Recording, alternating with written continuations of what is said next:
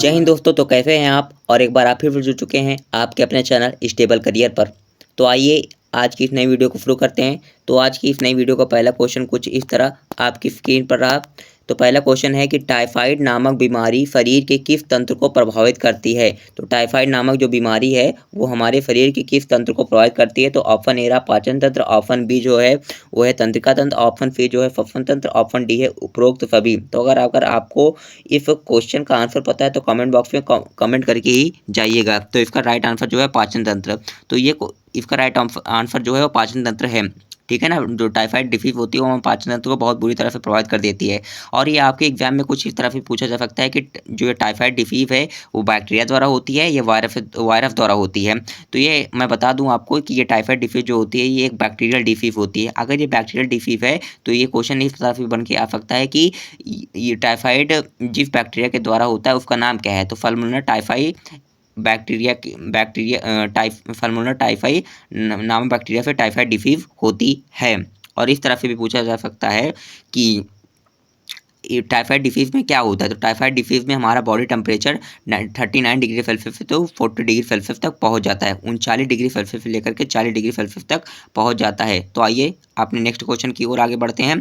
तो दूसरा क्वेश्चन हमारा रहा कि मनुष्य में प्रोटीन का पाचन कहाँ से प्रारंभ होता है। तो दूसरा क्वेश्चन हमारा रहा कि मनुष्य में प्रोटीन का पाचन कहाँ से प्रारंभ होता है। तो पहला ऑप्शन रहा कि ऑप्शन ए मुख, ऑप्शन बी अमाशय, ऑप्शन सी ग्राफ नली, ऑप्शन डी आंत में। तो कहाँ से शुरू होता है। तो भैया जी अमाशय से जो है हमारे प्रोटीन का पाचन शुरू होता है। तो ये क्वेश्चन जो होता है इस तरह से भी पूछा जा सकता है आपके एग्जामिनेशन में कि प्रोटीन में कुल कितने अमाइनो एसिड्स पाए जाते हैं। तो कुल 20 प्रकार के अमाइनो एसिड पाए जाते हैं। कुल कितने प्रकार के? 20 प्रकार के अमाइनो एसिड्स 20 प्रकार के अमाइनो एसिड्स पाए जाते हैं प्रोटीन में। और इस तरह से पूछा जा सकता है कि दूध में पाई जाने वाली प्रोटीन कौन है। तो दूध में पाई जाने वाली प्रोटीन कौन है भैया जी? केफीन जो प्रोटीन है वो दूध में पाई जाती है। और इस तरह से पूछा जा सकता है कि वनस्पति जगत में सबसे ज़्यादा प्रोटीन किस में पाई जाती है। तो वनस्पति जगत में सबसे ज़्यादा प्रोटीन सोयाबीन में पाई जाती है। और इस तरह भी पूछा जा सकता है कि जंतु जगत में सबसे ज़्यादा प्रोटीन किस में पाई जाती है। तो उसका राइट ऑप्शन है अंडे में सबसे ज़्यादा प्रोटीन पाई जाती है जंतु जगत में। आइए अपने नेक्स्ट क्वेश्चन की ओर चलते हैं। तो नेक्स्ट क्वेश्चन हमारा इस तरफ रहा कि किस विटामिन की कमी से बेरी बेरी रोग होता है। तो हमारा थर्ड क्वेश्चन इस तरह से रहा कि किस विटामिन की कमी से बेरी बेरी रोग होता है। तो हमारा पहला ऑप्शन रहा कि ऑप्शन ए विटामिन बी 2 की कमी से, ऑप्शन बी रहा विटामिन बी 1 की कमी से, ऑप्शन सी रहा विटामिन बी 6 की कमी से, ऑप्शन डी रहा विटामिन ए की कमी से। तो इसका राइट आंसर जो है वो बी है विटामिन बी 1 की कमी से। तो विटामिन बी 1 की कमी से ही बेरी बेरी रोग होता है। विटामिन बी 1 की कमी से ही जो होता है वो बेरी बेरी रोग होता है। और यहाँ पर आप ये भी जान लीजिए कि विटामिन बी 2 का जो केमिकल नाम होता है उसे कहते हैं राइबोफ्लाविन। ठीक है। और विटामिन बी 1 का जो केमिकल नेम होता है वो होता है थायमिन। और विटामिन बी 6 का जो केमिकल नाम होता है उसे कहते हैं पायरोक्सिन। और विटामिन ए का जो केमिकल नाम होता है उसे कहते हैं रेटिनॉल। आइए अपने नेक्स्ट क्वेश्चन के आगे बढ़ते हैं, अग्रसर होते हैं। हमारा चौथा क्वेश्चन इस प्रकार से रहा कि रुधिर का थक्का, जी हाँ दोस्तों, रुधिर का थक्का जमाने के लिए आवश्यक विटामिन है। रुधिर का थक्का जमाने के लिए, क्लॉटिंग के लिए, ब्लड क्लॉटिंग के लिए आवश्यक विटामिन का नाम क्या है। तो उसका नाम है विटामिन डी। ऑप्शन ए है कि विटामिन डी, ऑप्शन बी है विटामिन ई, ऑप्शन सी है विटामिन सी और ऑप्शन डी है विटामिन के। तो रुधिर का थक्का जमाने के लिए आवश्यक विटामिन कौन सी है ये बताना है। तो इसका राइट आंसर जो है वो है विटामिन के।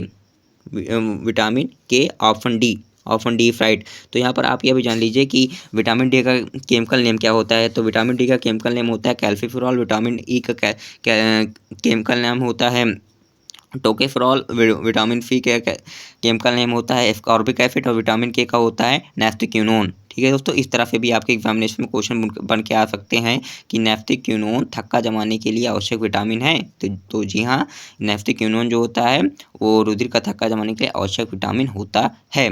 तो आइए अपने नेक्स्ट क्वेश्चन की ओर आगे बढ़ते हैं। हमारा नेक्स्ट क्वेश्चन रहा कि वंशागति की इकाई क्या है। वंशागति की इकाई क्या है। पहला ऑप्शन है गुणसूत्र, दूसरा ऑप्शन है जीन रूप, तीसरा ऑप्शन है दृश्य रूप और चौथा ऑप्शन यानी डी ऑप्शन है जीन। तो वंशागति की इकाई क्या है।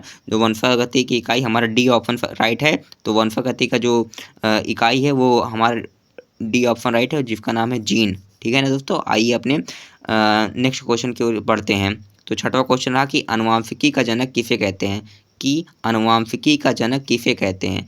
आनुवंशिकी का जनक किसे कहते हैं? पहला ऑप्शन ए है मेंडल, मेंडल को कहते हैं कि बी ऑप्शन है कि बेटसन को कहते हैं, सी ऑप्शन है कि जॉनसन को कहते हैं, या डी इनमें से किसी को नहीं कहते हैं। तो आनुवंशिकी का जनक मेंडल को कहते हैं। मेंडल क्या थे? मेंडल जो थे वो ऑस्ट्रिया के ब्रून शहर में क्या थे? ईसाइयों के एक पादरी थे और इन्होंने किस पर कार्य किया था? इन्होंने मटर के पौधे पर कार्य किया था, इसीलिए और इन्होंने सबसे पहले कार्य किया था, इसलिए आनुवंशिकी का पिता कहते हैं मेंडल को।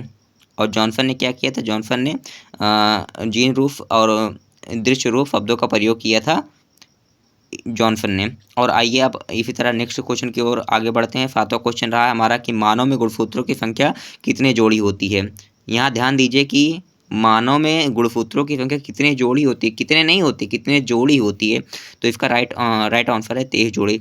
और ऑप्शन को देख लीजिए, बी ऑप्शन है 46 जोड़ी, और सी ऑप्शन है 52 जोड़ी, डी ऑप्शन है 22 जोड़ी। कुछ लोग इस पर ये कर देंगे कि 46 जोड़ी, ये गलत है। ये नहीं पूछ रहे हैं कि कितने गुणसूत्रों की संख्या होती है, ये पूछा जा रहा है कितने जोड़ी होता है, तो 23 जोड़ी होता है ना। आइए अपने नेक्स्ट क्वेश्चन के आगे बढ़ते हैं। तो दोस्तों मैं इससे पहले बता दूं कि मैंने ना यहाँ पर अपने इंट्रोडक्शन दिया, मैंने डायरेक्ट वीडियो को शुरू कर दिया, मैंने आपके लिए सब किया है। तो इस वीडियो के लिए कम से कम एक लाइक और एक शेयर और इस चैनल को सब्सक्राइब कर ही सकते हैं। हमारा 8वां क्वेश्चन रहा कि हीमोफीलिया में क्या होता है? हीमोफीलिया में क्या होता है? हीमोफीलिया ये पहले जान लीजिए हीमोफीलिया होता क्या है। हीमोफीलिया एक जेनेटिक डिसीज होती है, ठीक है ना। और इसमें क्या होता है कि ब्लड क्लॉटिंग नहीं होती है, ब्लड क्लॉटिंग बहुत धीरे धीरे होती है। तो वही ऑप्शन दिया गया है कि हीमोलिसिस हो जाता है। बी वाला ऑप्शन है कि रुधिर का थक्का शीघ्र नहीं जमता है, सी वाला है कि रुधिर का थक्का जमता ही नहीं, और डी है कि कोई भी नहीं। तो हमारा ऑप्शन बी राइट है कि रुधिर का थक्का शीघ्र नहीं जमता है। जमता तो है लेकिन शीघ्र नहीं जमता है, ठीक है ना। ये ऑप्शन सी ऑप्शन रॉन्ग है। तो आइए अपने नेक्स्ट क्वेश्चन की ओर आगे बढ़ते हैं। हमारा नेक्स्ट क्वेश्चन 9वां क्वेश्चन है कि आईवीएफ क्या है? आईवीएफ तो जान लीजिए कि आईवीएफ होता क्या है। पहले यहाँ पर आईवीएफ इन विट्रो फर्टिलाइजेशन होता है, इन विट्रो फर्टिलाइजेशन होता है। तो इस दिए गए ऑप्शन है कि ए जनन रोकने का उपाय है, ऑप्शन बी सहायक जन प्रौद्योगिकी है, ऑप्शन सी प्रजनन विधि है, ऑप्शन डी ये सभी। तो ऑप्शन बी सहायक जन प्रौद्योगिकी है, सहायक जन प्रौद्योगिकी है आईवीएफ। और आगे हमारा 10वां क्वेश्चन रहा कि एमटीपी क्या होती है? एमटीपी क्या होती है? इसका ऑप्शन ए रहा कि medical termination of pregnancy, B रहा एक आईयूडी है, कि सी ए और बी दोनों हैं, और डी इनमें से कोई नहीं है। तो ए रहा मेडिकल टर्मिनेशन ऑफ प्रेगनेंसी। तो मैं बता दूं मेडिकल टर्मिनेशन ऑफ प्रेगनेंसी जो होता है एबॉर्शन जिसे कहते हैं, वही होती है एमटीपी, ठीक है ना दोस्तों। इसे कहा जाता है एमटीपी को, मेडिकल टर्मिनेशन ऑफ प्रेगनेंसी। और 11वां क्वेश्चन रहा हमारा कि मानव में पूर्ण गर्भकाल कितने दिनों का होता है? मानव में पूर्ण गर्भकाल कितने दिनों का होता है? तो ऑप्शन ए रहा हमारा 270 ± 7 दिनों का, ऑप्शन बी रहा 270 दिनों का, ऑप्शन सी रहा 130 दिनों का, ऑप्शन डी है ए और बी दोनों। तो ऑप्शन ए इज राइट, 270 ± 7 इतने दिनों का होता है मानव का पूर्ण गर्भकाल, ठीक है दोस्तों। हमारा ऑप्शन ए राइट है। तो हमारा 12वां क्वेश्चन की ओर आगे बढ़ते हैं। अनुवांशिक पदार्थ के खोजकर्ता कौन थे? 12वां क्वेश्चन है कि अनुवांशिक पदार्थ के खोजकर्ता कौन थे? तो पहला ऑप्शन है कि रॉबर्ट हुक, और दूसरा ऑप्शन है कि रॉबर्ट ब्राउन, तीसरा ऑप्शन है फ्रेडरिक मिशर, तीसरा ऑप्शन है मेंडल। तो अनुवांशिक पदार्थ के खोजकर्ता कौन थे? तो अनुवांशिक पदार्थ के खोजकर्ता फ्रेडरिक मिशर जी थे। तो रॉबर्ट हुक क्या थे? रॉबर्ट हुक ने क्या खोजा था? सेल को खोजा था, डेड सेल को खोजा था, डेड सेल के सेल वॉल को खोजा था। रॉबर्ट ब्राउन ने क्या खोजा था? रॉबर्ट ब्राउन जो डिस्कवरर थे वो थे न्यूक्लियस केंद्रक के, और मेंडल क्या थे? अनुवांशिकी के पिता हैं, ठीक है ना। आइए अपने 13वें क्वेश्चन की आगे बढ़ते हैं। तो 13वां क्वेश्चन हमारा ये रहा कि आरएनए अणु में क्या होता है जो डीएनए अणु में नहीं होता है? हमें बताना है कि आरएनए अणु में ऐसा क्या होता है जो डीएनए अणु में नहीं होता है। ऑप्शन ए रहा यूरोफिल, option B thiamine, option C राइबोस फरकरा, ऑप्शन डी है कि ए और सी दोनों। तो ऑप्शन डी राइट, ए और सी। यूरेफिल भी होती है और राइबोस फरकरा होती है, किसमें? आरएनए अणु में होता है, जो कि डीएनए अणु में नहीं होता है। तो जान लीजिए कि आरएनए में क्या क्या होता है। एडेनिन होती है, गुआनिन होती है, थाइमिन होती है, और यूरेफिल होता है। डीएनए में क्या होता है? एडेनिन, गुआनिन, थाइमिन और साइटोसिन हो जाती है। यूरेफिल इसमें नहीं होता, ठीक है ना। क्या नहीं होता है? यूरेफिल नहीं होता है डीएनए में। अब इसी का ये रिवीजन कर लेते हैं फॉर ट्रिक से। तो हमारा पहला क्वेश्चन था क्या था कि पहला क्वेश्चन था कि टाइफाइड नामक बीमारी शरीर के किस तंत्र को प्रभावित करती है। देखिए मैं आपको बता दूं कि पढ़ने का तरीका क्या होता है। पहले आप उसे पढ़ेंगे, पढ़ने के बाद उसके आप रिवीजन करेंगे, रिवीजन करने के बाद आप जा करके उसके क्वेश्चन को सॉल्व करेंगे या आप टेस्ट देंगे। तो वही हम कर रहे हैं, हमने पढ़ लिया, पढ़ने के बाद रिवीजन करेंगे। तो आपको यह अपने दिमाग में रिवीजन कर लेना है कि इसका आंसर क्या होगा। तो आप क्वेश्चन हमारा पहला क्वेश्चन था कि टाइफाइड नामक बीमारी शरीर के किस तंत्र को प्रभावित करती है। तो आप अपने दिमाग में इसको सॉल्व कर लीजिए। आप सॉल्व कर लिए, आगे बढ़ते हैं। नंबर 2, मनुष्य में प्रोटीन का पाचन कहाँ से प्रारंभ होता है। और ऑप्शन और क्वेश्चन नंबर 3 था कि किस विटामिन की कमी से बेरी-बेरी रोग होता है। और चौथा रहा कि शरीर का थक्का जमाने के लिए आवश्यक विटामिन है। पांचवा रहा कि वंशागति की इकाई क्या है। छठा रहा कि आनुवंशिकी का जनक किसे कहते हैं। सातवां रहा कि मानव में गुणसूत्रों की संख्या कितने जोड़ी होती है। आठवां रहा कि हीमोफीलिया में क्या होता है। नौवां आईवीएफ क्या है। 10वां एमटीपी क्या होती है। 11वां मानव में पूर्ण गर्भकाल कितने दिनों का होता है। 12वां आनुवंशिक पदार्थ की खोजकर्ता कौन थे। 13वां आरएनए अणु में क्या होता है जो डीएनए अणु में नहीं होता है। तो दोस्तों अगर आपको ये वीडियो अच्छी लगी हो तो इस चैनल को सब्सक्राइब और वीडियो को लाइक करना ना भूलें। तब के लिए जय हिंद दोस्तों, मिलते हैं एक नेक्स्ट वीडियो में।